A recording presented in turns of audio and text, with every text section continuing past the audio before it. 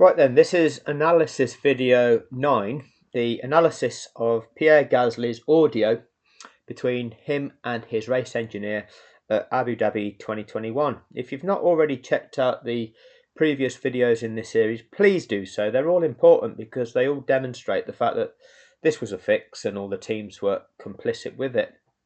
You'll see the black thumbnails that are available are just the audio recording played to you, showing where those cars are around the track on tracker view. The white thumbnails are the analysis of that audio, where you hear the audio again, but me breaking down what is actually wrong. This is a red thumbnail in place of a white thumbnail for the Leclerc audio, and that's because that's the only one so far where really the team is focusing on the impact of what is happening and solely on their driver. Okay. Now we're going to go through what Gasly's audio. We've got to apply context again. Now context is, this is an Alpha Tauri. That is the Red Bull B team. So obviously if you're in the Red Bull B team, then you're doing a job of trying to impress. Okay, ideally if you impress in the B team, you're going to get a promotion to drive for the Red Bull A team, the Red Bull team proper. And if you do that, then you're going to have a better chance of winning. So you do what is asked of you, and obviously you toe the company line. If you go back to, I don't have Drive to Survive footage to be able to show you, but in the Drive to Survive after the 2021 season, it showed you Christian Horner talking to Pierre Gasly, telling him to make sure he keeps Hamilton behind him at the Monaco Grand Prix. Hamilton qualified badly behind Gasly's AlphaTauri, and obviously with Monaco being such a track where overtaking's nigh on impossible, Horner instructed Gasly, so Horner, the boss of the Red Bull team, instructed Gasly, a AlphaTauri driver, to make sure he keeps Hamilton behind him. So this is a double team, an A team and a B team, that have got 4 cars at their disposal. Essentially 3 of them can be utilised to protect the one that they are trying to win the championship with. No other team has that at its disposal. So that's part of the context. Before we go into the audio, let's look at what this actually meant for Pierre Gasly. So if you look at the championship standings prior to Abu Dhabi 2021, Pierre Gasly was in 9th position in the championship. Ahead of him was Daniel Ricciardo. So you will hear, if you've listened to the audio, you will hear Gasly inquire about Ricciardo at the end.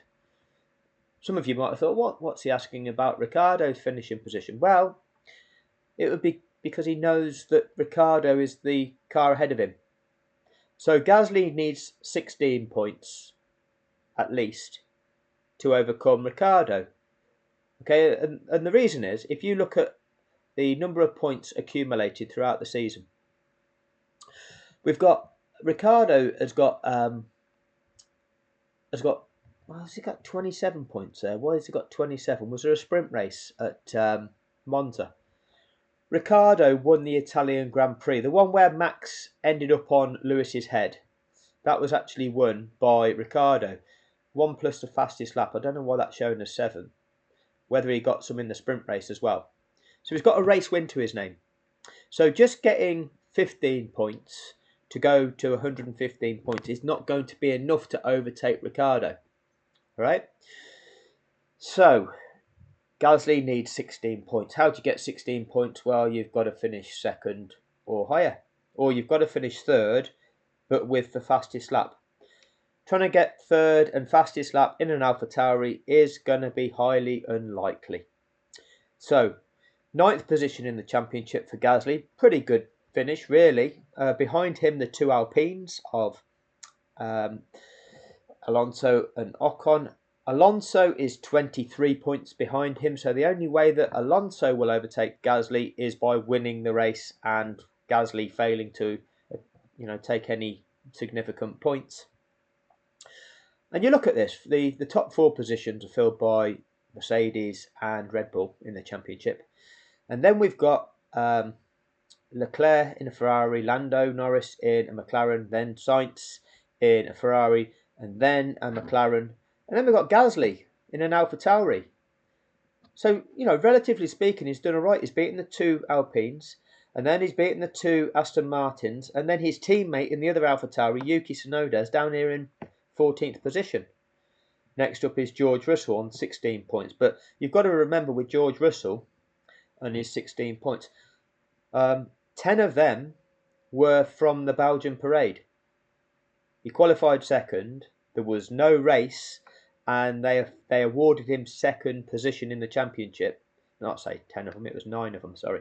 So they gave him, second position in that race, but half points awarded. So they gave him 9 points. There was nothing that went on there. So realistically, George should have only been on 7 points for that season. So Gasly is doing all right on 100 points.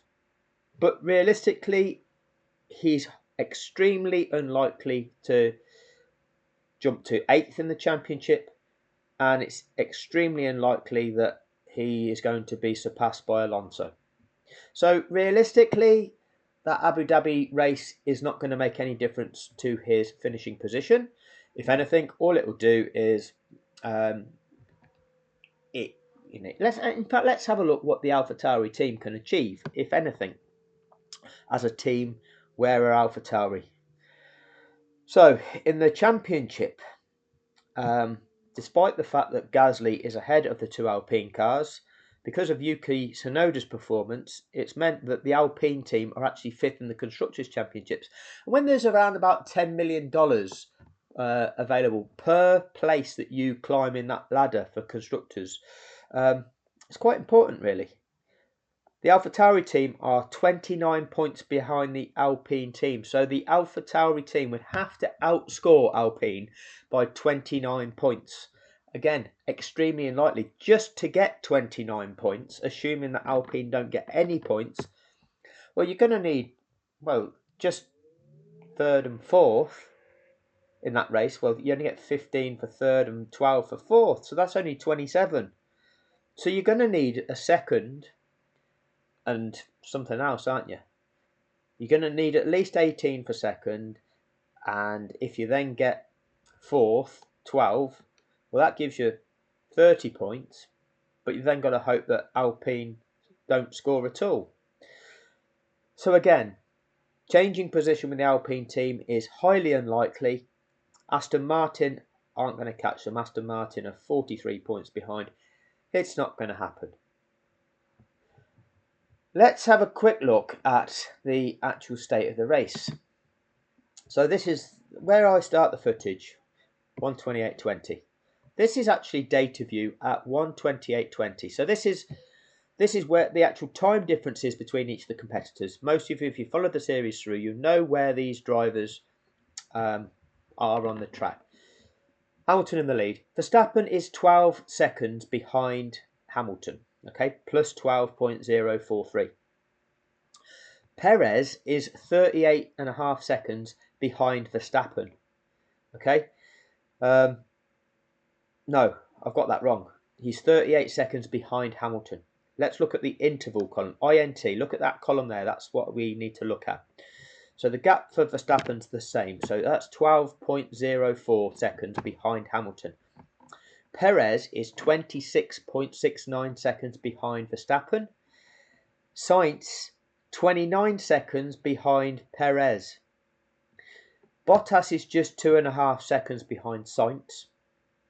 But then we've got Tsunoda is 8 seconds behind Bottas in the Mercedes, and Gasly 2.6 seconds behind Bottas.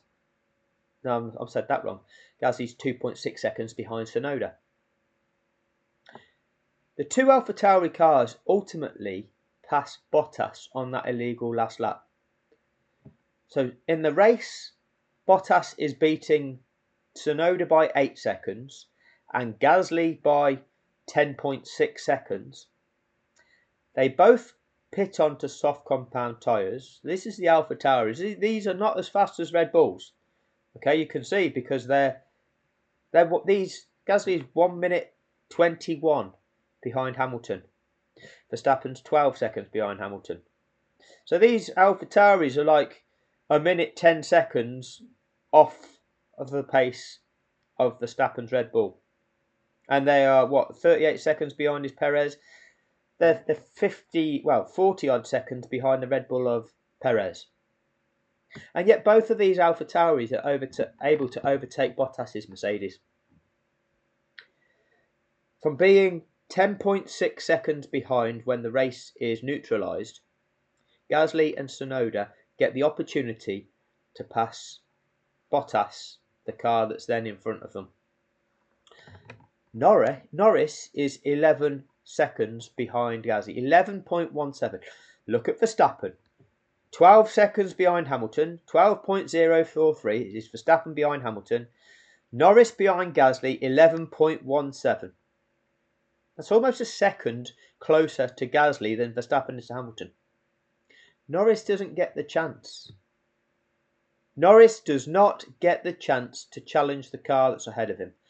That is what the safety car regulations are there for. Safety car regulations are there to wipe all of these intervals, okay, whatever these intervals are, 12, 26, 29, 2, 8, 2, 11, 3, 1, 2, 1, 7, 5, 34.2. They are there, right? They're the intervals that have been built up throughout that race. When there's a safety car incident, they all get wiped out. They all become somewhere between half a second to a second, that time gap between each car as they are lapping behind the safety car. And they need to be in the correct race order, first down to the last remaining competitor. That is the purpose of the regulation. You're not told that by Sky Sports F1. That's rather strange, isn't it? The contracted broadcaster of the show does not tell you what the rules are. They don't tell you that actually when there's a crash, when there's a safety incident, the race director will utilise the safety car to deal with this to make things safe again. In doing so, racing is neutralised and all the previously built up advantages are wiped out. Once we are all in the correct race order and everybody's lined up so that nobody's managed to gain an advantage. Somebody that's built up a 12-second lead, that's been wiped out, but somewhere along the line, somebody's kept their 12-second lead. Well, that's not fair. If it's going to be wiped out for one, it's wiped out for all. Sporting fairness to all. This is the way it works. This is underpinned by the FIA International Sporting Code. But instead of telling you that, and instead of explaining that actually when the leaders begun lapping some of the cars towards the end of the field, then it causes this skew whereby once the leader's then held by the safety car and all the cars have to wait behind the leader, the likes of Norris, who the leader has now passed, he gets held back, whilst Gasly, who was only 11 seconds ahead of Norris, he disappears off around the track. Hence, all these cars which have got +1 lap next to their name, Latifi's crashed now, but all of them cars, they need to be released and given a further lap of that track with which to catch the back of the pack, and that then produces the correct race order. All cars are bunched up with all the previously built up advantages wiped out. And then when you go racing, they're all in a position where they can each challenge the car in front of them, but they've also got to be wary that there's a car behind them able to challenge them. So whilst you might want to attack, you've also got to be wary you might need to defend. This is the dynamics of racing. Then we have a motor race on our hands, don't we, Jonathan? That's the dynamics of a motor race. The dynamics of a motor race is not you just be able to take 3 punches at the other guy, right, whilst they've got their hands tied behind their back. That's not a motor race, Jonathan. No, that's not what it is. So, that's the dynamics of this. And you'll hear, as we go through the audio, that Pierre Gasly doesn't have to worry about a challenge from behind.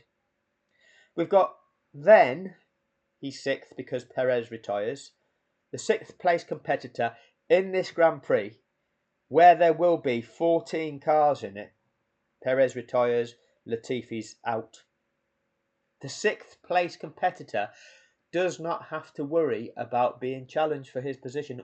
He can just go on the all-out attack. Who else can go on the all-out attack without having to worry that somebody might be overtaken? Well, Lewis Hamilton couldn't. Max could. Max had got a margin of a couple of seconds by the time the race resumed. They left 2 back markers in place in between him and 3rd. That gave him a 2-second buffer over 3rd. That's okay for Max, isn't it? Yay! Hooray for Max! Max didn't have to worry about being challenged. Carlos Sainz had Valtteri Bottas challenging him. Bottas had Mick Schumacher between him and Tsunoda. But such was the pace advantage on them soft compound tyres, both Tsunoda and Gasly got past Mick Schumacher and they both overtook Bottas. Tsunoda had Gasly behind him, so he had his teammate that could have potentially challenged him. Gasly didn't have to worry. Norris didn't just have 1 lap. Norris had 2 laps to complete and he had to defend. He wasn't allowed to overtake 7th, but he had to be wary that he had to defend against the potential of Alonso, Ocon, Ricciardo and Leclerc and Vettel challenging him for position. Alonso could have attacked Norris but had to defend from Ocon. Ocon could have attacked Alonso but had to defend from Ricciardo. Well, no, he couldn't, could he?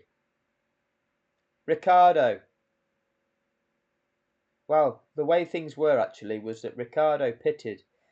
So Ricciardo then ended up behind, he ended up behind Verstappen.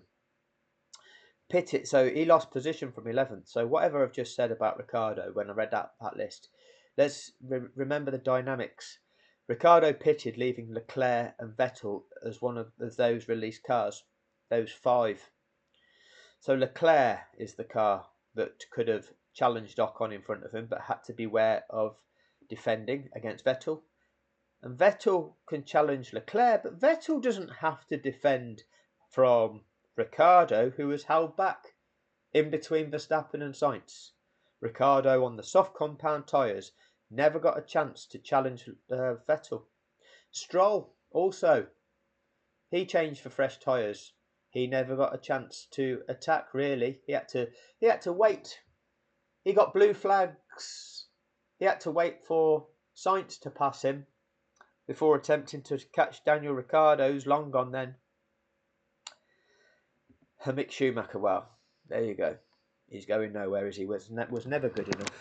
Living off his father's name, but that is the truth of this sport of Formula 1. Seems in Formula 1, if daddy is a billionaire or, merely a millionaire, then you get a chance. Or if daddy was a Formula 1 racer, then you become a Formula 1 racer. It must be the genetics. Lewis Hamilton obviously just being an anomaly. How did that happen? A black guy in the sport. Whoa, who let him in? Anyway, let's get to the audio. But before we do, let's just remember Article 1.2 International Sporting Code. The one that Martin Brundle will tell you is this thick. And it's not.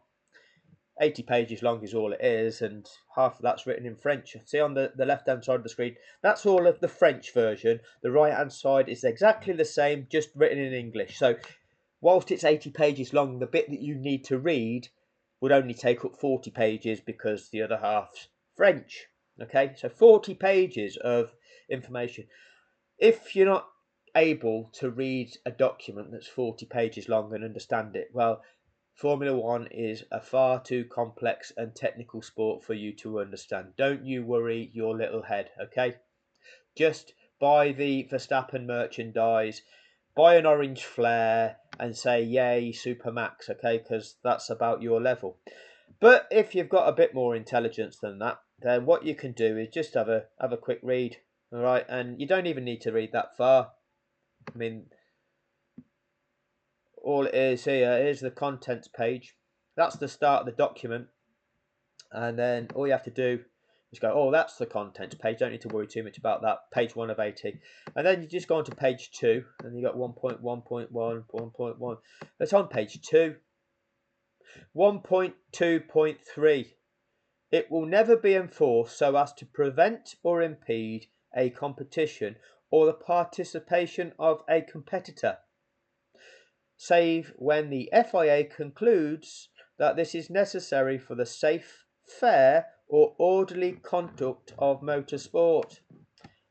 So, was Norris prevented from challenging Gasly due to safety? No. Was he prevented from challenging Gasly due to fairness? It wasn't fair, was it?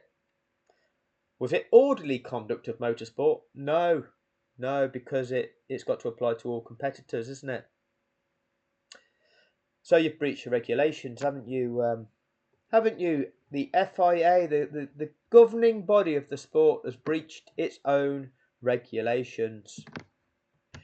Anyway, let's get into the audio exchanges between Gasly and this race engineer. So, race positions. This is Lewis Hamilton's lap 53 of the Grand Prix. So he's got the remainder of this one plus 5 more laps. Gasly is on lap 52. The only racers that are on lap 53 are Hamilton, Verstappen and Perez.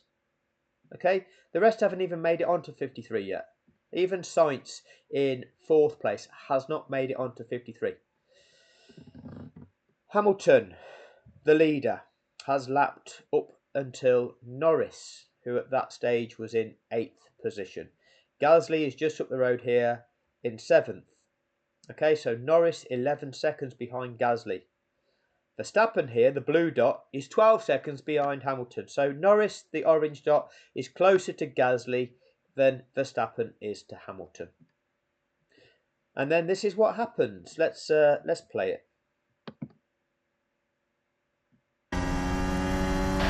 Hamilton 5.5.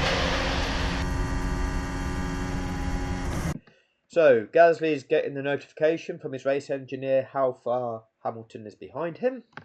I'm losing performance with the engine, give me more.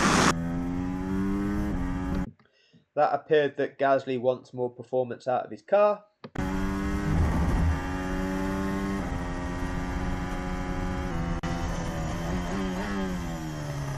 Double yellow turn 14, double yellow turn 14. Latifi stops, he's on track, be careful.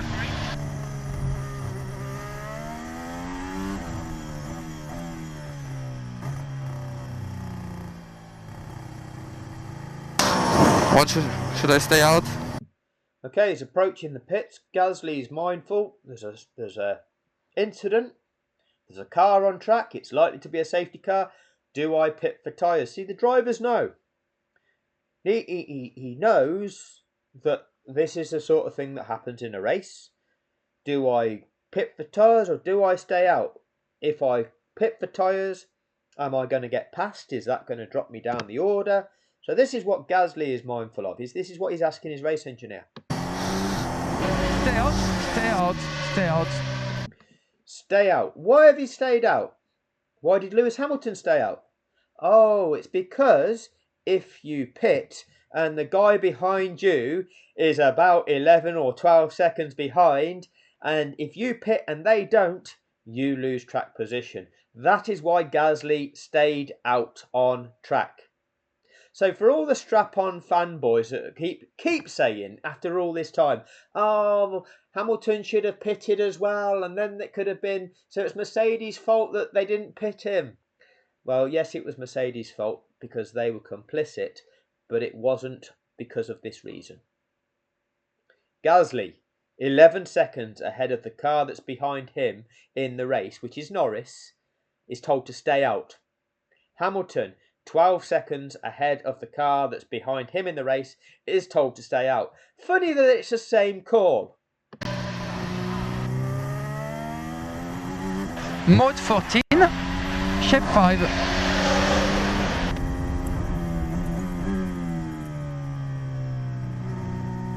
On Pierre, we will have Norris behind us on new medium. Okay, so Gasly's race engineer is talking about the situation for Gasly's race. Gasly, you are in 7th position. You're going to have Norris behind you. He's in 8th. He's on pretty fresh mediums. Because remember, Norris has just had this phantom slow puncture and has had to come into the pits to kick off this tyre narrative. Copy, what the hell are we doing with the engine? I'm getting slower with these settings. So Gasly once again complaining about the power that he's feeling on that car.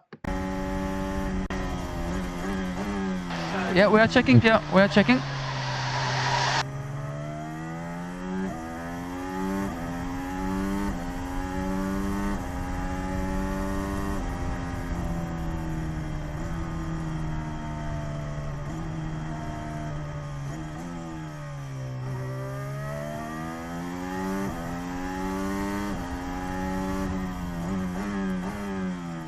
And compared to Norris, we were strong turn 6, 7, turn 5, only losing turn 13, 14.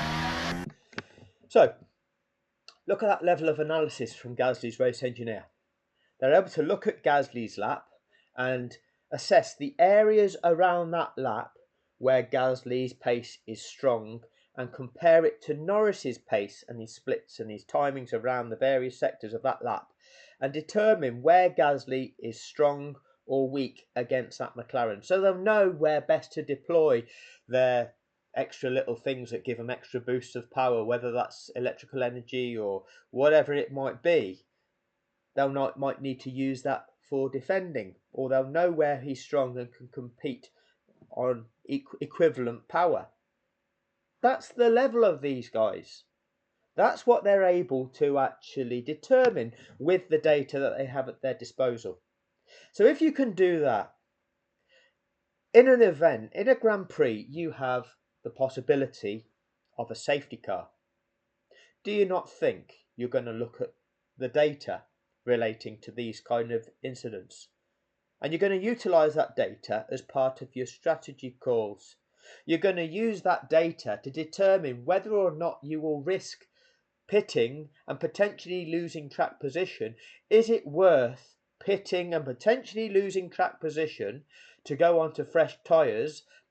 And by doing so, is the extra pace advantage of those tyres going to be beneficial to you for the remainder of that race? Is it better to remain on the existing tyres and maintain track position, or is it better to potentially lose track position but go onto faster tyres that is then going to advantage you and actually give you benefit over the remainder of the race? These are the kinds of things that they have to determine, and so you'll work out, how long do these things take? They take about 5.5 laps. Let's have a look how this one's unfolding. Oh, the front wheel has caught fire. This is going to probably take longer than 5.5 laps. Don't lose track position. Yeah, I know. Working on tires. If I push... Yeah. Don't carry the speed there, although I finish like Latifi, So his race engineer had told him he's not as quick around 13 and 14. So Gasly jokes back, yeah, I don't want to carry the speed there. I don't want to end up like Latifi.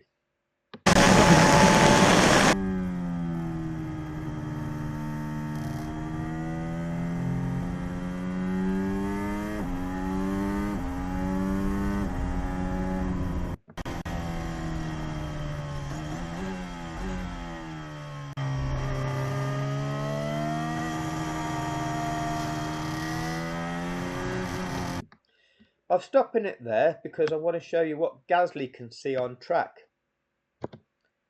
This is what Gasly sees when he comes past that incident. The fire extinguisher has just gone off. He can't even see Latifi's car. He just sees a load of smoke. Well, you can just about make it out. All right? But that's what Gasly sees when he comes past that incident then. And this is why you then hear the following from Gasly. So if we just come out of that, back to the recording, and just make it a bit bigger. This is what you hear from Gasly. Okay, Pierre, stay out, stay out, stay out. Why did they put so much smoke like this? Could not even see the car. Why do they put so much smoke like this? Somebody won't see the car. All right. Was it Gasly that was at the Japanese Grand Prix when they put the crane on track when Sainz had spun off in the wet, and then Gasly nearly smashed into the crane, and the FIA blamed Gasly. Oh yeah, this is your safety protocols. You know that Grand Prix back in 2014 where Jules Bianchi smashed into the back of a crane and ended up dead, and you put a crane on track, knowing that Gasly was then making his way around the track trying to catch the back of the pack, so therefore trying to go at the speed that's going to enable him to catch the back of the pack, and out of nowhere, in spray conditions where visibility was poor, he only saw at the last second that crane that was on the track. And the FIA go, oh yeah, that's Gasly's fault. No, that's you, the FIA. Negligent, but always deflecting the blame. But there we go, we've got smoke. Gasly can barely see the car there. He can just see a puff of smoke and stay to the left of it. They've told him to stay out, but what they've done, they've pitted Tsunoda. So by pitting Gasly even now, and look how far ahead Gasly is of Hamilton, and bearing in mind Hamilton's now behind the safety car, so therefore they're all moving slower, because they all initially had to drive to a delta, but even driving to that delta means that they catch the cars that are in front of them when the cars in front of them have been slowed even further to safety car pace. All right, so initially AlphaTauri are pitting Tsunoda, leaving Gasly on track. But then the next lap round, Gasly will get to pit as well. So they don't pit him and risk the safety car snake going by him whilst he's in the pits, because if that was the case, he would not be eligible to unlap. Okay, so if he pits now and they try and double stack Tsunoda and Gasly, and there's some sort of, well, they might do it if they're very quick, but if there's some sort of issue, such as Tsunoda gets a lock nut or Gasly gets a lock nut, and that safety car snake goes by them, the safety car will have passed across the safety car line for the second time then. Gasly comes out now behind that lead car, he's lapped, you're not eligible to unlap. This time delay that you've now suffered during safety car, the safety car period, well, unlucky.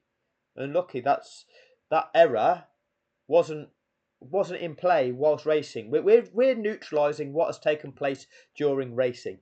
If you now lose time during this safety car window due to an error by your team or a fault of your team, well, unlucky, that stays on your race time. So we'll play on. Understood.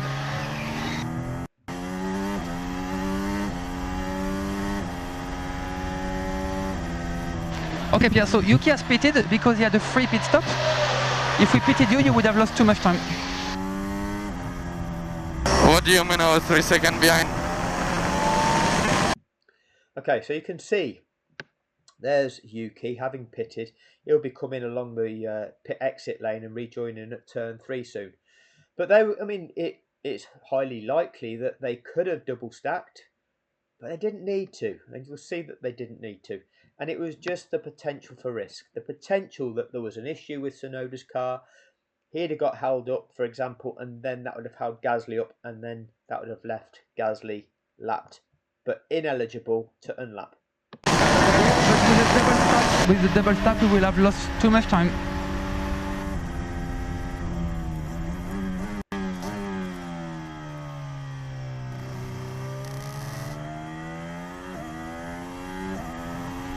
On stay hard left, turn 14. You will stay hard left, turn 14. So he's advising Gasly. Look at where Gasly is. He's between turns 5 and 6. So he's down that big straight. But he's being advised, stay hard left, turn 14. So they're clearly able to see what is going on at turn 14 to be able to give that advice. If the AlphaTauri pit crew, the strategists, the race engineers can see, Sky Sports can't. Is there a vehicle on track removing that car? Can't see. Well, everybody else can see.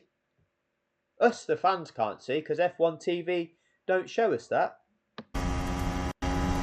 Even though they've got over 100 cameras that they could show us, they don't. Instead, they just show us replays of the crash, and they show us which cars are coming in for pits for new tyres, and they show us the Mercedes pit where they all look frustrated because they can't change tyres. Oh, what jeopardy! But they don't show us how long it's taken to clear the incident up. Are we pitting if it's too late? Confirmed box.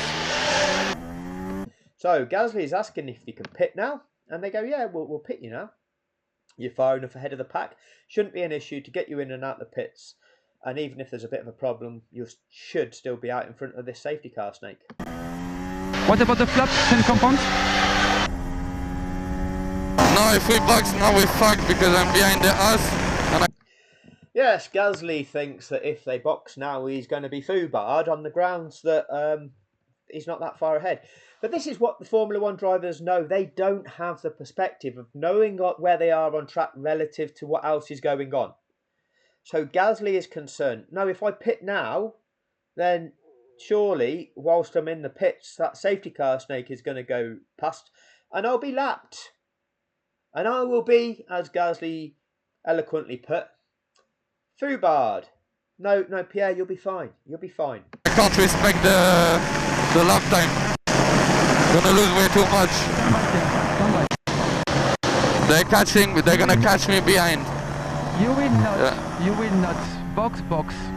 We have plenty of margin. Okay, so no, you're fine, Gasly. You'll be able to get in the pits, not a problem. You're going to lose that position to your teammate Yuki, but you just gained that position when we pitted Yuki. Okay, that jumped you up the Q1, but now we're going to reset that. You know, quite simply what should have happened at McLaren earlier this year at the Hungarian Grand Prix, was it? Where essentially McLaren pitted Oscar Piastri, left Lando on track. Was it, which way round did they do it? But essentially they just needed to, when the other pitted, just concede the position again. But no, Lando had to turn it into it being all about him, didn't he? But yeah, what'll happen is they'll pit Gasly and he'll just drop behind Tsunoda, which is the positions they were prior to this safety incident, but now they're both on soft compound tyres. They did it in that order. They didn't double stack them, but what they've firstly dropped Tsunoda behind Gasly, and now they'll drop Gasly back behind Tsunoda. That's fine.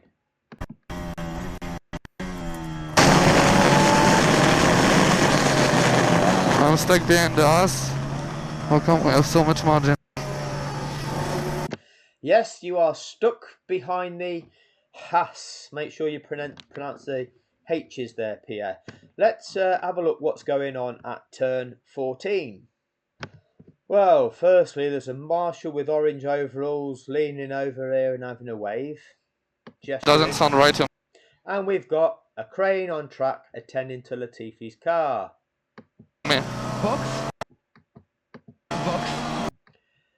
Trying to lift Latifi's car off the track. At the moment, the back wheels of Latifi's car are still on the ground. Okay, but it's lifted.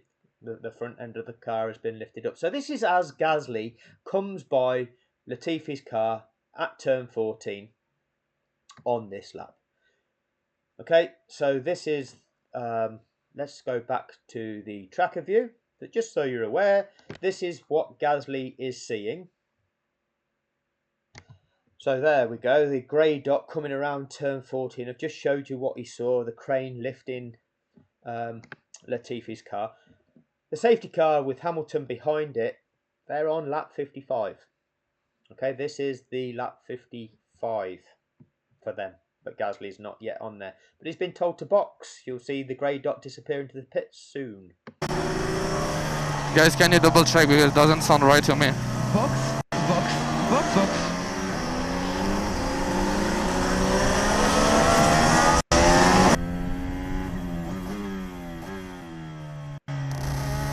You're in shape 5, reminder, you're in shape 5.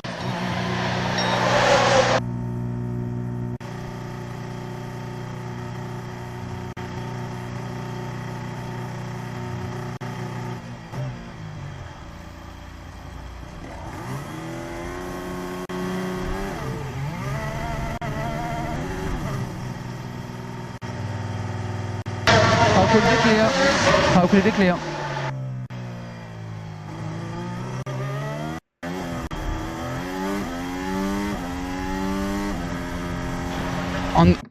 So just to recap on that, Tsunoda, when the incident happened, Tsunoda didn't dive into the pit straight away.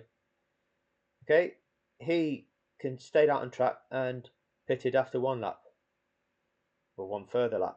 Second time past that pit entrance, he pitted. Gasly pitted on the third time he got to the pit entrance.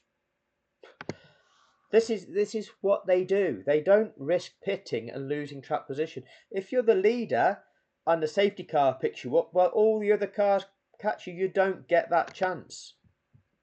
We've done 2 times over the line, so we are good to catch a queue. Just remember, double yellow turn 14. But that's why we have regulations, so that this can happen. All right?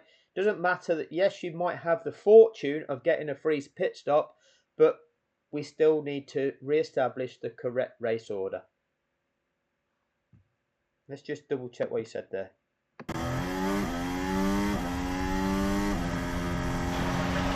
We've done 2 times over the line, so we are good to catch a queue. Just remember, double yellow turn 14. So they've gone 2 times over the line, which means they're no longer restricted to the delta speed. Okay, they can travel as fast as they want, but they know where the incident is on track. Double wave yellows are still going to be waved there at turn 14. If there's double wave yellows anywhere else on track because there's an incident occurred somewhere else on track, there should be yellows at that incident, and they should be told by their race engineer. But this is again the way the process works. Your job now is to catch the back of that pack so you can actually go faster to make sure you catch it as quickly as possible.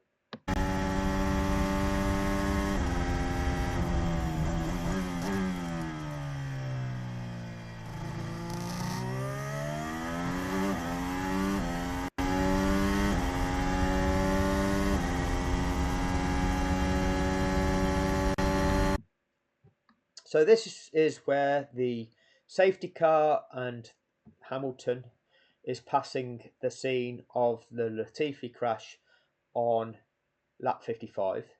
This is where we see the crane just about on turn 14. When we cut to Alonso's camera, which we can have a look if this will, there we go.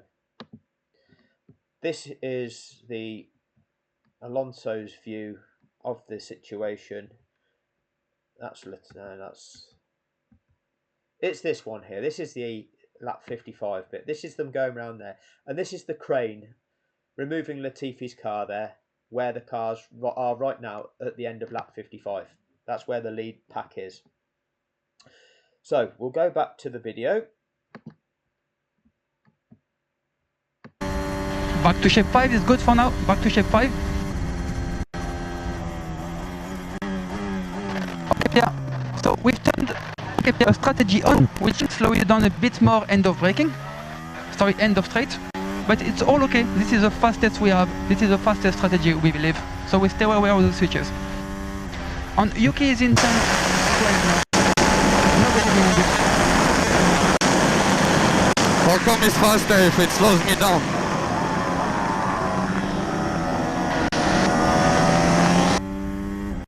Reminder, double yellow turn 14.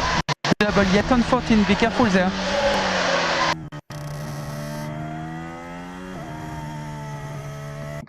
Okay, so Gasly hasn't caught the back of the pack yet. Let's have a look what Gasly sees as he comes by turn 14 on this lap, which would be his, well, it's still, well, it is actually his lap 55.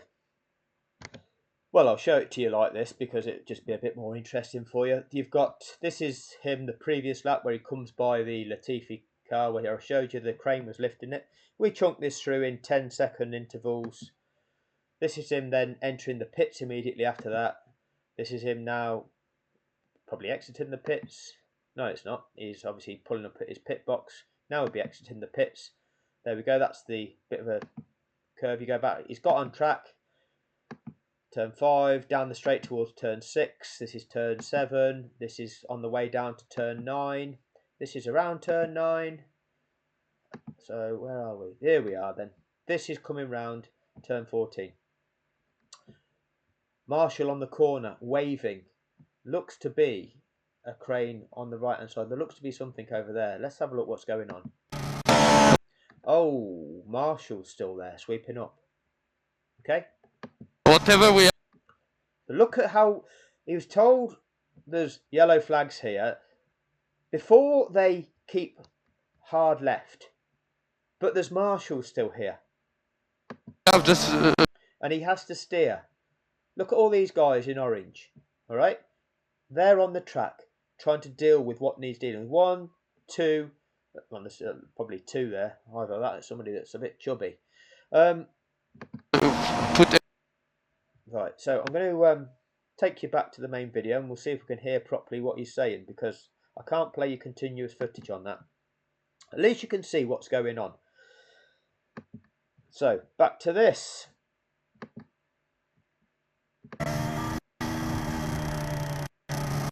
Whatever we have, just put everything now. So he's basically complaining about his power settings. They've told him, oh, we've adjusted it now, it makes you slow at the end of the straight. And he's like, well, how does that make me faster then? But there you go. They know what they're doing with their settings to try and maximise his potential for the lap times.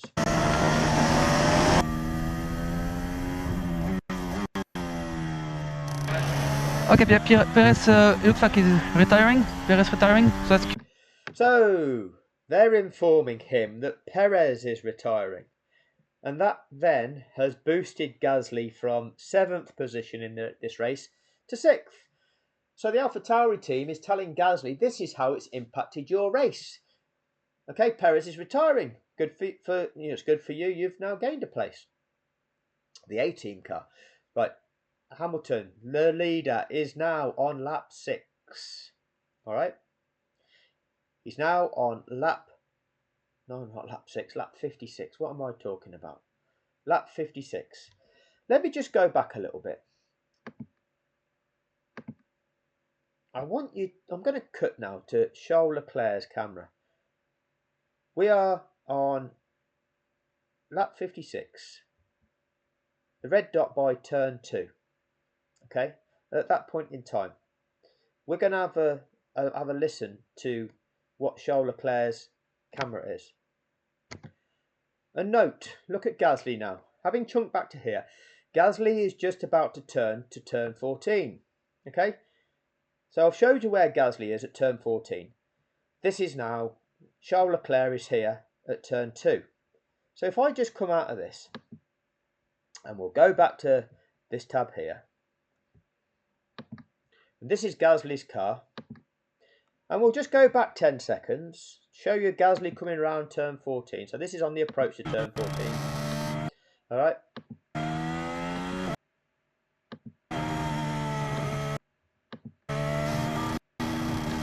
Okay, this is turn 14. And there's that guy there. If I now go across to Charles Leclerc. So this is Charles Leclerc coming through turn 2/turn 3. Now what I need to do is put this out of screen, because otherwise it will get blocked on copyright. So let me just do that. Have a listen to Charles Leclerc.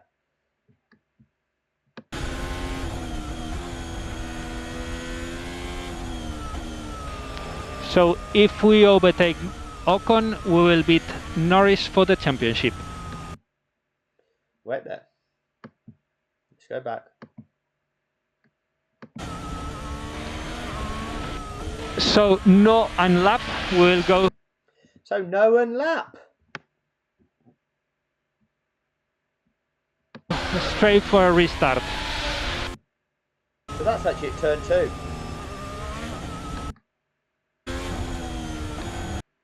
So this is coming down the start finish straight. This is going into turn 1.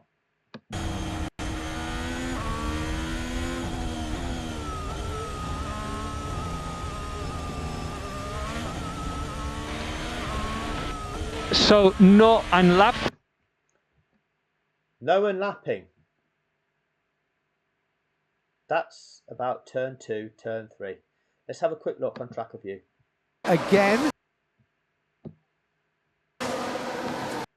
Between turns 2 and turn 3 is when Leclerc gets notified that they're not going to unlap. Okay, so again, looking at that, this is where Gasly is at turn 14. Leclerc's getting that now. Time-wise, 1:34:33 is when Leclerc's getting that. Okay, let's see where Gasly is when he gets it. And we'll go back to, I'm using the pre-recorded video where I've got these two synced up. So we'll have a look at this. Let's hear when there's any notification about the no unlapping. Because it's right now, well, it's about starting now where Leclerc is getting, there's going to be no unlapping.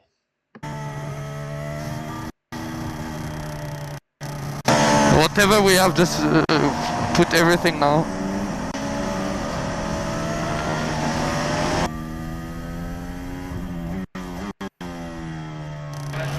Okay, Perez looks like he's retiring. Perez retiring, so that's currently that should be P6 on Yuki P5.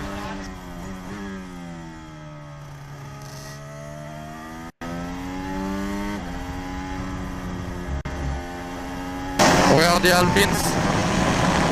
Just behind the safety car, before turn 6. Keep the pace up where you are. Yuki is 15 in front. Let's catch him.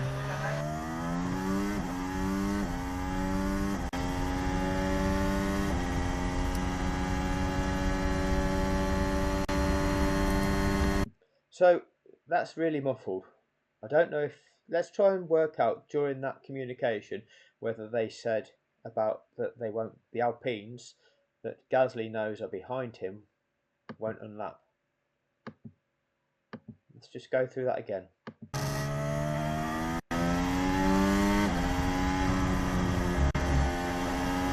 Where are the Alpines? Just behind the safety car. Where are the Alpines? They're still behind the safety car. Before turn 6. I don't know what he said there. Keep the pace up where you are. Yuki is 15 in front. Let's catch him. Well, I couldn't pick out what was said there because of the interference. We'll have to have a look on Tsunoda's, which is going to be the next video anyway. We'll have to listen on Tsunoda's to see if, as and when, the Alpha Tauris are communicated about the no unlapping.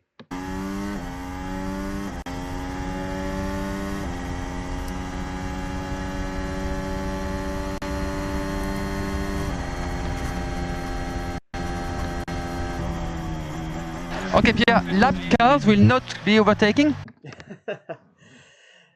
Lapped cars will not be overtaken. Well, Charles Leclerc found out about that when he was between turns 2 and 3. How much longer is that? Dear me. So Schumacher will be blue flag on. Lapped cars will not be overtaken. Well, what does that mean? That means, well, you don't have to worry about your position then, Pierre.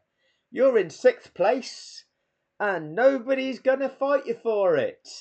Celebrate good times. Come on. Happy days. Who else can have a free ride like that? Who else can be 6th out of 14 and yet be secure in 6th and not have any jeopardy of losing position when you're just 6th in that race? You will be racing Yuki on Bottas for P. Yeah, 14th will just get out of your way and you're racing your teammate who's ahead of you in 5th and the car that's in 4th who's on old hard compound tyres. That car that was 10 seconds ahead of you, a Mercedes, you know, faster car, but now you've got the fresh tyres. Let's see what you can do. 5 P4. Please confirm you understand. Yeah. So Schumacher will be blue flag and you will be racing Yuki on Bottas for P5, P4. Okay. Please confirm you understand. Yeah. Who is P3? Sainz. Yeah, but it's strange that you told him you were only racing for P4. Gasly, that's well, who's in P3 then? Sainz, yeah. So I will leave it up to you. But I'll leave it up to you. You decide whether you would like to challenge for third and whether you would like a podium or not, Pierre. I'll leave it up to you. It will be mode 3 for the restart. I'll keep you posted. Signs. So I will leave it up to you. It will be mode 3 for the restart. I'll keep you posted. It will be something on the restart. What? 3. Signs. So I will leave it up to you. It will be mode 3 for the restart. I'll keep you posted. I honestly can't pick that out. If you think you know what's being said, please let me know what it is. But it's something on the restart. I really can't pick out what he's saying there, unfortunately. Why Schumacher doesn't let us pass now? Can you ask Michael? This is instruction from them. It is what it is. Why doesn't Schumacher let us pass now? Because you're not allowed to. Because the procedure, Pierre, is that in order to get the correct race order, the correct restart condition, is that Schumacher doesn't let you go by. Schumacher drives off around the track. Okay? Schumacher starts overtaking them cars that are ahead of him. He overtakes the leader, he overtakes the safety car, and then disappears off around the track. And Lando Norris, that car that was the first car, that's the lap car in that snake, he's already done that, and he's chasing around that track to come and sit on the back of your car so that he can challenge you when that race restarts. Oh, that's not going to happen. Oh, well, okay, if that's going to happen, why doesn't Schumacher do... That's not how it doesn't work like that. The only way this works is those cars that have been lapped get told to pass the leader and then off they go around the track to catch everybody up and create that same, that correct race order. All the previously built up gaps are nullified. These cars don't just drop to the back because they'll have completed one lap less. The tyre wear will be one lap less than everybody else's. The fuel load will have used one lap less of fuel. So they have to use that tyre wear up and they have to use that fuel up by completing the same race distance as everybody else. Hence, it neutralises the conditions for everybody. That's what happens when you neutralise a race. So will he get blue flag straight away? See, if this was what is allowed to happen, you wouldn't need to ask the questions. All that's happening now isn't normal. It's not okay. That's why you're having to ask about it. You'd know what happens. So what's happening? So will this happen? Will that happen? What's happening? Why don't you know, Pierre? Well, it's because they're freestyling it. They're lying. Yeah, well, this is coming from race control. We'll see what happens. Can you ask Michael? This is instruction from them. It is what it is. It is what it is. It's the instruction from them. So will he get blue flag straight away? He will have blue flag straight away at the restart. He will have blue flag straight away at the restart. At the moment, we stay where we are.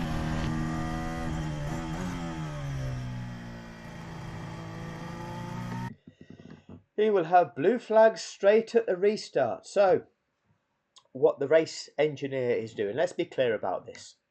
These race engineers, they know the rules and regulations of the sport. It's their job to know the rules and regulations of the sport. Anybody in the sport, the teams, the drivers, it's their job to read the regulations, to read the FIA International Sporting Code, and to know what's allowed and what's not. And also the purpose of it. The governing body are breaking the rules. And they're just going, yeah, they're not going to allow that. It is what it is. Yeah, just that's what they're going to do. That's what they're going to do. Nobody's saying this isn't allowed. They can't resume racing like this. You and Yuki won't be able to use your soft tyres as effectively because you've got Mick Schumacher in the way. You're now a second behind Bottas when you shouldn't be. You shouldn't be because you should be right behind Bottas, not have Mick Schumacher in between. So that means you're slightly disadvantaged. That might hinder your chance of catching Sainz for a podium position. But they're not saying that, are they? They're just going with it. As every team does. There's a safety car on this lap. The safety car on this lap. Is the safety car in this lap? Well, Pierre Gasly has just gone by the scene on lap 56. What we knew is that when Daniel Ricciardo, Max Verstappen and Daniel Ricciardo, slightly further ahead of Gasly now, when they passed the scene of the incident, the marshals were jumping over the barrier. So if we cut to Gasly now, the chances are there would be no marshals on track, because we did see those last ones jumping over. Let's have a look now. We'll double check it. Why not? So from where we were, where I had this loaded up last time, we'll chunk it forward 10 seconds. Keep going in chunks of 10.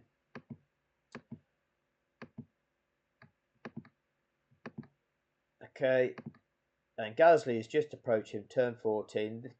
Hamilton's completing the end of lap 56. Remember, Schumacher's just ahead of Tsunoda. The order has not been given to unlap. So it's a safety car finish. We'll go to Gasly's car. So we'll go to driver cam and we'll go to Gasly, number 10.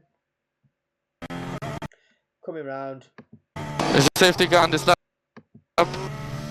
And you can see it's not perfectly synced up, but it's about as good as we're going to get. This is what it is on F1 TV. Safety car on this lap. Okay, so the marshals have departed the track. Over here, these marshals have jumped over this barrier, and we will have seen that if we follow a couple of cars ahead. But obviously by the time Gasly makes it around that corner, they've leaped over that barrier. Okay, you can still see the marshals are just there, and there's still powder there. And as these cars are driving through it, the powder's kicking up. You're still going to have the clerk of the course need to check everything. And there's Mick Schumacher's car. You've got Tsunoda here, and there's Mick Schumacher. Anyway, back to the video.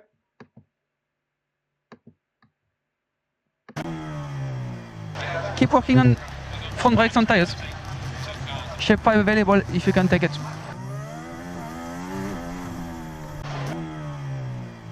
Keep working on front brakes and tires. Shape 5 available if you can take it. I was trying to pick out what was said in the background, but unfortunately I can't separate that out. If anybody's got the skills to be able to separate that out and hear what was being said in the background of that communication, it would be interesting to hear it. Sadly, I don't have the tech to do that.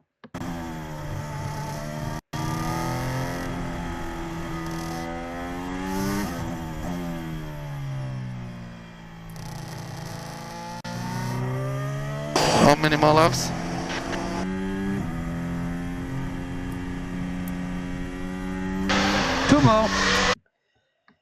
Two more. So this one and the last one. We're now on lap 57.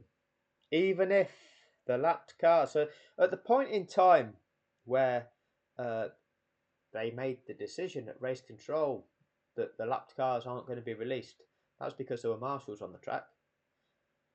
It wasn't safe to release the lapped cars, so that would have been the reason why you can't release the lapped cars. They could have been released on lap 56 if it was safe. It clearly wasn't safe because we saw the marshals jumping over the track when the cars passed that, not on Gasly's camera, he was too late, but that's what actually took place. So it just wasn't safe. The earliest that they can release the lapped cars is this lap, lap 57, but the safety car will return to the pits at the end of the following lap when they do that. So it's a safety car finish. It's guaranteed to be a safety car finish. Guaranteed. Every race engineer from every team knows that. Every team knows that. Every driver should know that. And what are we hearing all the time? Two more. So that's one lap of safety car and then maybe one racing lap. Let's see. So who's telling you there's maybe one racing lap? Because that's against the rules of the sport. But you're just going with it. Just go with it. Just go with it. Just go with it. Don't call it out. This is what is coming through to all of these teams. Just go with it. Just go with it. Just go with it. Don't call it out. This is what racing control is doing. This is what race control is doing. Nobody's objecting. They're all complicit. And focus on good straight line. And hence they're all going to pay for defrauding Every single one of us.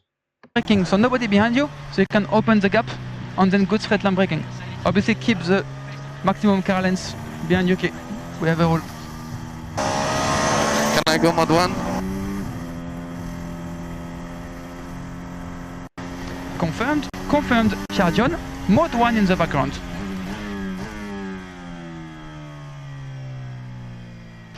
On engine 10, position 5 for performance. Engine 10, position 5.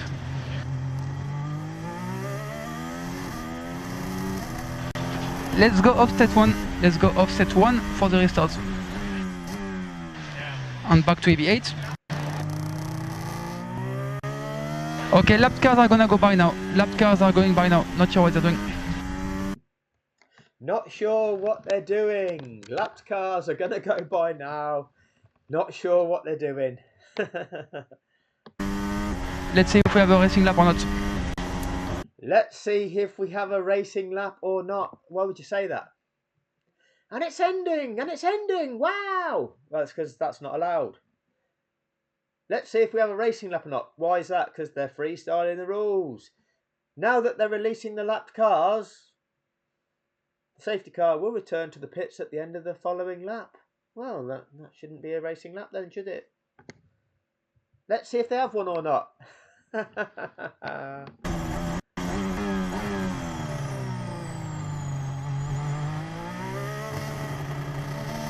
But don't you worry, Pierre. Although they're releasing the lapped cars now, Norris was just behind Hamilton, and he was just at the front of this train of cars that you're in. So essentially, Norris, the guy that's in 7th to your 6th, he's now a whole lap behind you. It's going to take him at least till the end of this lap and at least half of next lap to even close the gap on you. And by halfway through next lap, well, that's the last lap. So, he's not going to be allowed to overtake you. You're guaranteed in 6th, Pierre. Guaranteed in 6th.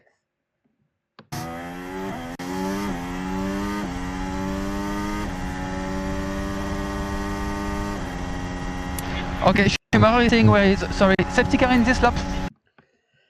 So, lapped cars are being released. What does that mean to you? Oh, if the lapped cars are being released, now actually, you might have a challenge from Norris. Norris in the McLaren might be behind you on the medium tyre, so that might be something you have to contend with at the restart. Oh, no, we don't get that, do we?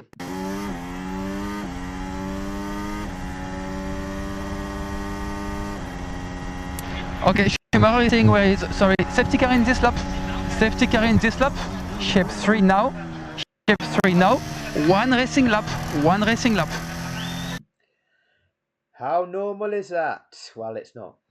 I leave it 2.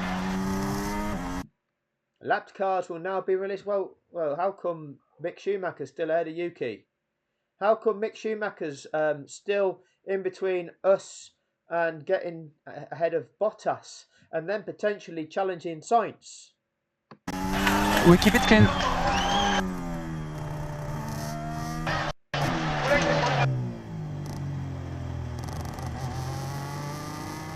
And I think we still have a yellow turn 14. You can go charge off now. I think we still have a yellow turn 14. If there's a yellow still, turn 14, that would mean the clerk of the course hasn't declared the track safe yet. And these cars have gone racing. If there's again, I think we still have a yellow turn 14, and these cars are now racing on the 2 laps that they have to race off, whilst the rest of them that here only have to race 1. Norris has to defend for 2 laps. He can't gain any places, but he has to defend, right? He has to make sure that these cars behind him can't overtake him in the 2 laps that he's got to go. But here, Max can just have the 1 hit without having to worry about Hamilton trying to repass him on a 2nd lap, when Hamilton can slipstream down here between turn 5 and turn 6. Funny that. Funny that.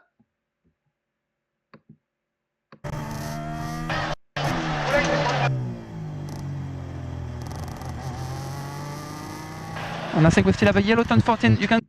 I think we still have a yellow turn 14. Wouldn't we just love to see what the reality of this situation is?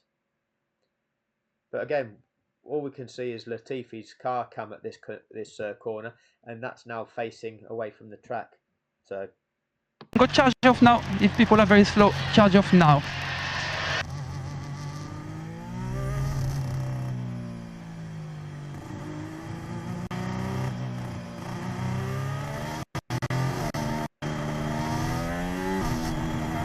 Shimara will have blue flag, and then we fight the others. okay, we have blue flags, meaning that you'll be allowed to overtake Mick Schumacher once he crosses the start-finish line. Let's check out data view.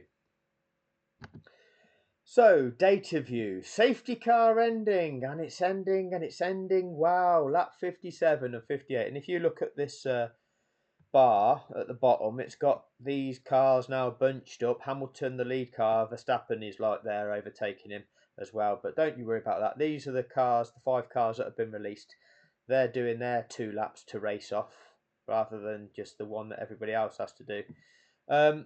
But let's have a look at what's going on here. Let's have a look at the intervals. 0.077 for Verstappen. That's close, Max. 0.07, less than a tenth of a second in it. Sainz in third is 3.6 seconds behind. Why is he 3.6 seconds behind Verstappen? Oh, that's because he's got Daniel Ricciardo and Lance Stroll in between. Bottas, 0.9 seconds behind Sainz. That's normal. It's usually between half a second and a second that each car is behind each other. Max, though, no, well, he got to minus at one point. Okay. Yuki, 1.6 seconds behind Bottas. Well, again, this should be less than a second because, or a second to well, half a second to a second. But in between Yuki and Valtteri is Mick Schumacher. Gasly, 1.4 seconds. That will close up. And then Norris, a minute 33 behind Gasly, when previously he was about 11 seconds. And that's just at this point in time. So let's just see when this lap 57 goes to lap 58. Oh, do you want the audio? Let's have a look at the audio. Listen to the audio. Because it's exciting. It's really exciting. Woohoo! Right there. Let's make this as big as possible. Lap 57. In 2021, Hamilton has the advantage. Verstappen Track clear. has the Hamilton has the advantage. Really? faster, fresher tyres, and we are. Okay. So the point in time, we're still on lap 57. It hasn't clicked over to 58 yet. Got 3.2 miles of racing. Just clicked over to 58. So the gap interval as Hamilton crosses the line, the interval 0.45 seconds, less than half a second. Max Verstappen is behind Hamilton. Sainz 2.88 seconds behind Verstappen. Bottas 0.74 of a second behind Sainz. Yuki 0.72 of a second as Mick Schumacher jumped out of the way. That's pretty close. That's pretty close. I expected it to be further than that. Gasly's now half a second behind his teammate Tsunoda. See these gaps? 0.4, 0.7, 0.7, 0.5. That's what you get when you have a safety car restart. Typically between half a second to a second between each competitor. Third place, though, he's almost 3 seconds behind second because there's 2 cars in the way. There's Max Verstappen's buffer. 7th, though, plus 1 minute 28 seconds. And then these gaps here, these have, I mean, Alonso's trying to keep hold of Norris, but these have become this because they didn't all bunch up in the way that the leader slows right down and then tries to get the jump on them.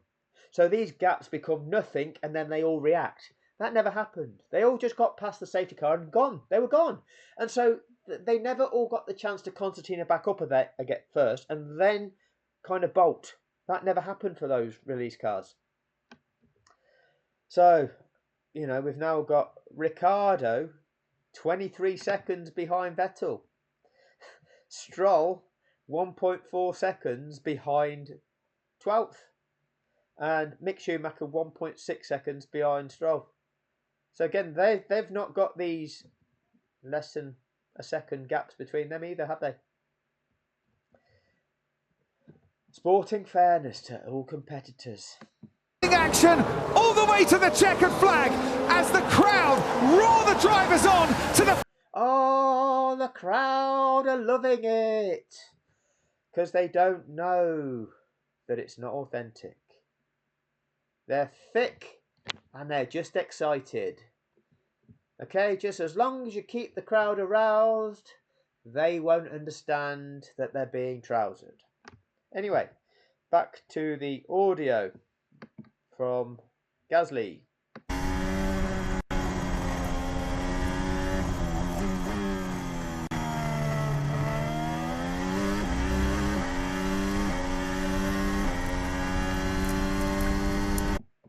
See, looking at tracker view, it's only coming down. It's after the this start-finish line that they've passed Mick Schumacher. So that time gap seemed quite short, considering that Schumacher was actually in between Bottas and Tsunoda.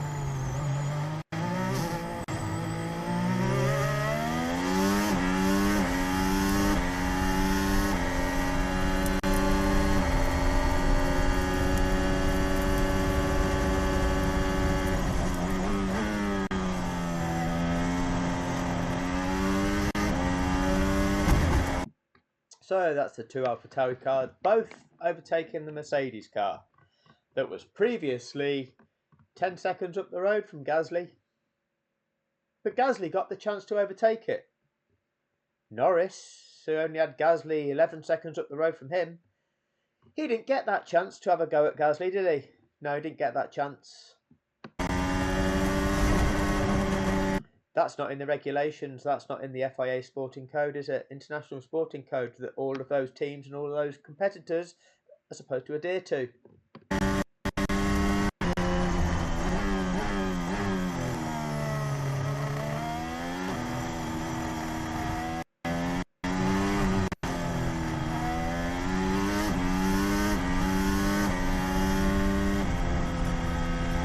Yeah, I didn't leave me the space. I'm guessing he's complaining that Yuki shut him out there when he might have tried to overtake Yuki. Who knows?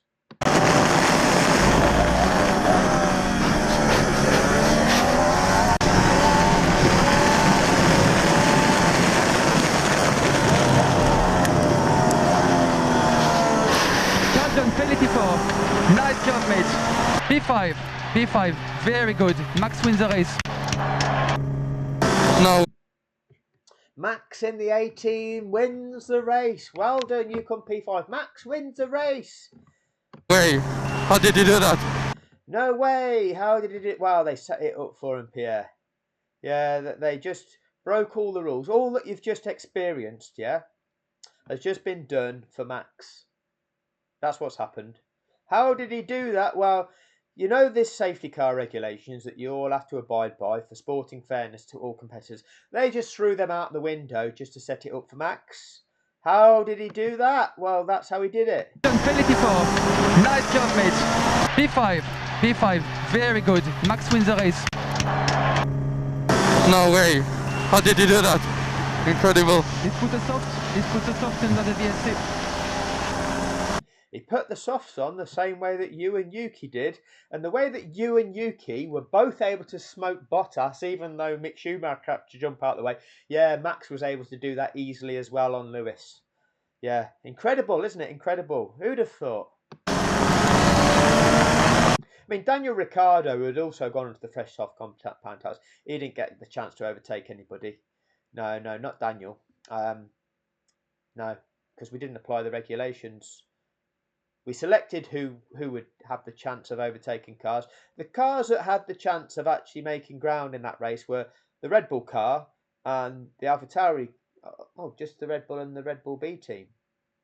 Oh, okay. Unbelievable. Absolutely right, Pierre. Absolutely right. Unbelievable. Yeah. Couldn't make it up, could you? 35.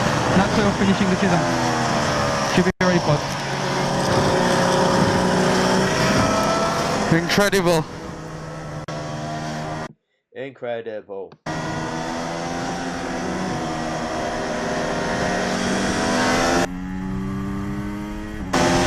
Very good job, guys. Can be very proud of this year. I think it's been incredible year. Jungle is massive.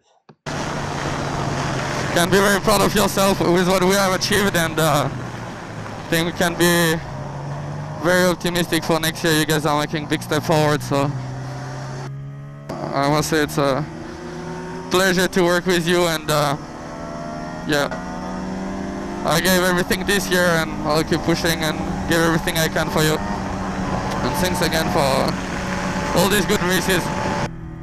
Yeah, same here, mate. Same here. It's been a long, intense, and very enjoyable season. We're really looking forward to next year again. We've had a lovely time.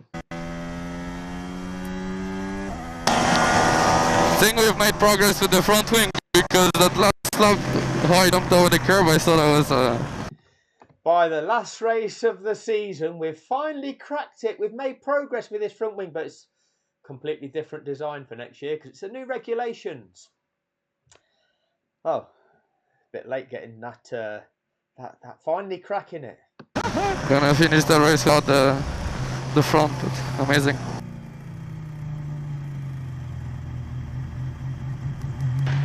Okay, so behind you we have Bottas P6, Norris P7, Alonso P8, Ocon P9, Leclerc in P10.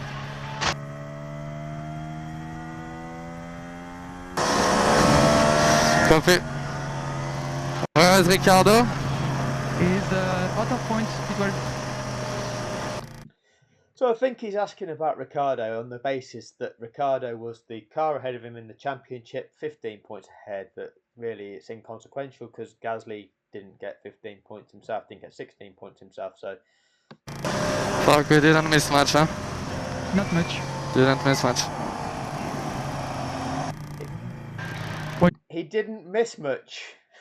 Quite a lot's just taken place there, Pierre. No, but Daniel didn't get a chance to take part in it. No.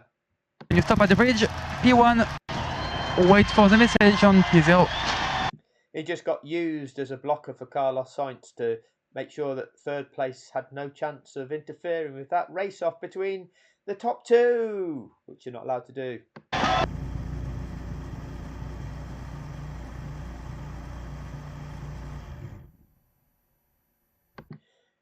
So that's about it.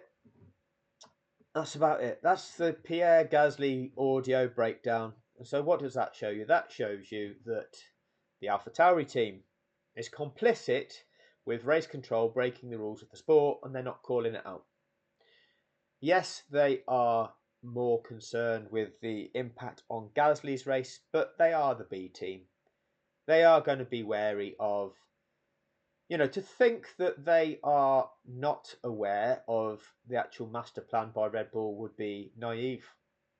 And therefore, being aware, they're going to be a bit mindful of what they say, aren't they?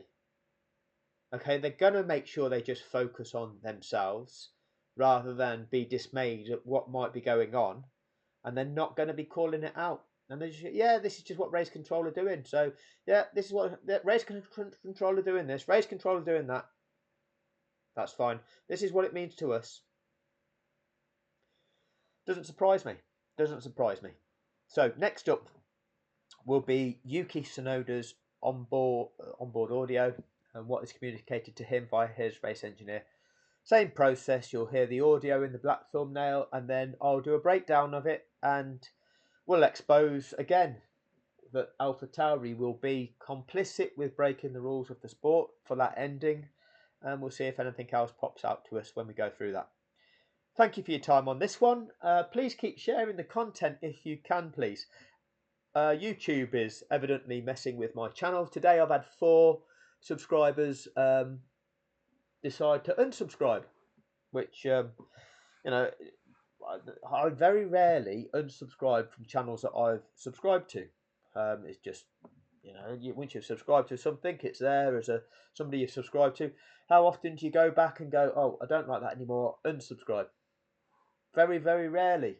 And yet it's happening to this channel frequently. Over the last few days, the numbers fluctuated between, I think it was 7510 to 7510 to 7514. But it fluctuated between 7510 and 7512, kept yo-yoing up and down.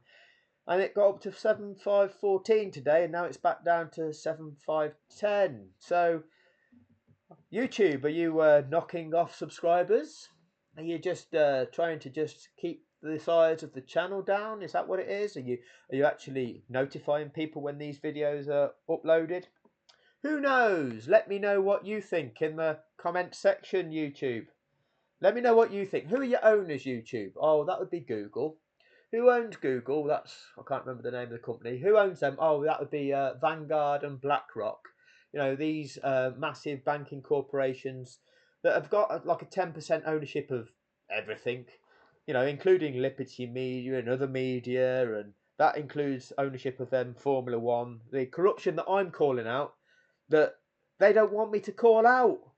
Because if I call this out and the world realises it's corrupt and fraudulent, oh, that's going to devalue their asset, something that they own. So we've got to use our other assets to shut this guy up, haven't you? Yeah. Let's hope it's not the type of asset that they have on the Bourne series of films. Wonder if they've got that kind of asset as well. Makes you wonder, because some of these films that we see, they're a bit too close to reality. Anyway, that'll do for this one. Thank you for your time.